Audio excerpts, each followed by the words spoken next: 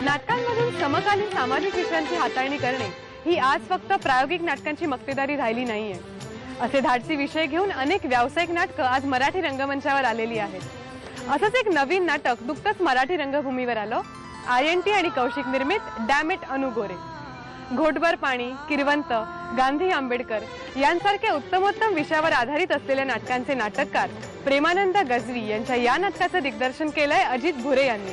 आता घाटात यो डोंगर आणि त्यो डोंगर पाण्यात फुटणार आहे म्हणून. अरे देवा, म्हणजे जगबुडीच म्हण की. जगबुडी नवा फुला, फक्त गरीबुडी. ताने आता आपले समज डोंगर, आपले आदिवासी पाडे, आपले जिमनी, झाड झुडप, कंदमुळ समज पाण्याखाली जाणारे. धरण बांधतं म्हणे सरकार. ही भूमिपूजा झाली की धरण बांधणं सुरू होईल.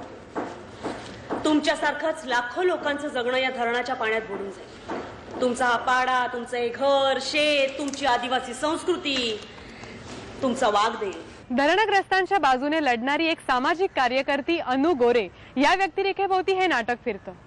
कालांतराने आंदोलनाची मूळ उद्दिष्ट बाजूला राहतात आणि चळवळीचा नेताच यातून मोठा होतो.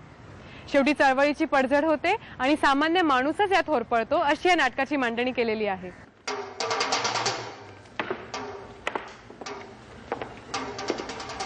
आपल्याला ही भूमिपूजा होऊ द्यायची नाही. आम्ही सगळी तयारी केलेली आहे. शिवाय खूप लोकांचा पाठिंबा आहे आपल्याला. डावे मार्क्सवादी, उजवे मार्क्सवादी, डावे उजवे मार्क्सवादी, माओवादी, विविध सेनांच्या 5 संघटना, विद्रोहींचे 4 गट, शिवाय सिनेमा कलावंतांचाही पाठिंबा आहे बरं का आपल्याला.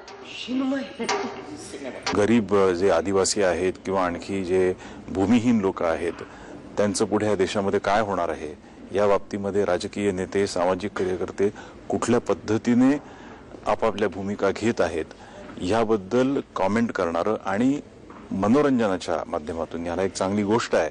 याच्यामध्ये ह्युमन एलिमेंट्स आहेत, नातेसंबंध आहेत आणि त्यातून उलगडत जाणाऱ्या नाट्यातून एक ज्याला प्रबोधनात्मक एक टीका म्हणा किंवा टिप्पणी म्हणा ही गजवींना करायची होती आणि ती दिग्दर्शनाच्या माध्यमातून मी कलावंतांच्या सहाय्याने करण्याचा प्रयत्न करतोय. दुसऱ्या महायुद्धात हिरोशिमा आणि नागासाकी यासारख्या देशांवर बॉम्ब हल्ले करून लाखो निरपराध लोकांना ठार मारणार, व्हिएतनाम सारख्या राष्ट्रावर वर्षानुवर्ष युद्ध लादून तिथल्या लोकांना भीतीच्या खाईत लोटणारा, रशियाची शकला करून तुकडे तुकडे करणारा, इराकची दशा करणारा हा सांड कुठेही घुसतो आणि दहशत पसरवतो.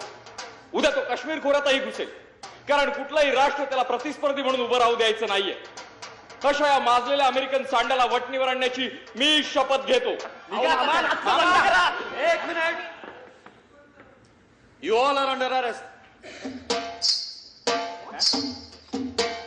आपल्या देशातलं पाणी कुणीतरी व्यापार करणार, बाटलीमधून ते पाणी म्हणजे पूर्वी आपल्याला विनामूल्य पाणी मिळायचं, म्हणजे पाहुणा घरी आला तर त्याला आपण विनासाज पाणी पाय धुवायला देत होतो, चूड भरायला पाणी देत होतो, त्याची किंमत होत नव्हती, मूल्य होत नव्हतं. आता मात्र प्रत्येक थेंबाचं मूल्य आपल्याला द्यावं लागणार आहे आणि अशी परिस्थिती राहिली तर मानवी जीवनाचं काय होईल हा एक मोठा प्रश्न आपल्यासमोर आवाजून उभा आहे आणि त्या पार्श्वभूमीवरती हे नाटक खरं तर उभं आहे.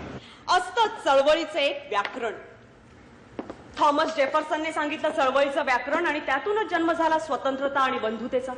फ्रेंच राज्यक्रांतीच्या व्याकरणातून समता, स्वातंत्र्य, विश्वबंधुत्व, मार्क्सच्या व्याकरणातून वित्त, गांधींच्या व्याकरणातून अहिंसा, आंबेडकरी व्याकरणातून शिका, संघटित व्हा, संघर्ष करा आणि लोहिया व्याकरणातून धर्मनिरपेक्षता व भाकरी. एका सामान्य कार्यकर्तीपासून, नेत्यापासून सत्ता केंद्र होण्यापर्यंतचा प्रवास, ह्याचं मानसिक स्थित्यंतर हे या नाटकात अनु गोरे ह्या पात्राचं आहे.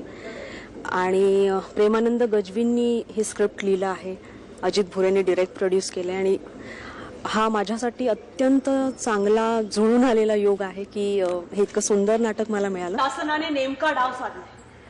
आपले 50 श्रम चढवले बाहेरच्या बाहेर आणि आपल्यालाही मोरेने इथे अडकवून ठेवलं पूजा होईपर्यंत.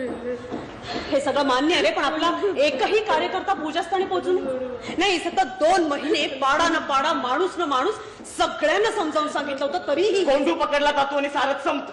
आपण तो अस्वाल, ते ट्रक सगळे पोलिसांचे बळी ठरलो. मी तानी नावाच्या आदिवासी मुलीचं यात कॅरेक्टर करते. तिला या चळवळीबद्दल अट्रॅक्शन एक हळूहळू एक जाणीव व्हायला लागते की हे काहीतरी वेगळं आहे आणि आपण काहीतरी केलं पाहिजे. आणि जेव्हा मग हे सगळी चळवळ थांबते, सगळं कोलॅप्स होतं, तेव्हा ती उभी राहते, असं ते कॅरेक्टर आहे. लय मारझोड केली म्हणे पोलिसांनी. त्या बाया बोलत होत्या जंगलात. तो गल्लत छंड लावून घेतलं मागं. सोडकी समजन राहा घरी सुखानं. तू काम कर ना तुझं, मी पाहिन माझं.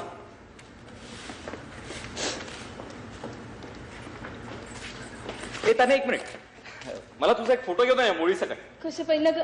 अगं लाजतेस काय, एक फोटो तर घ्यायचा. काही काळानंतर पुन्हा तो पाड्यावरती परत आलेला आहे.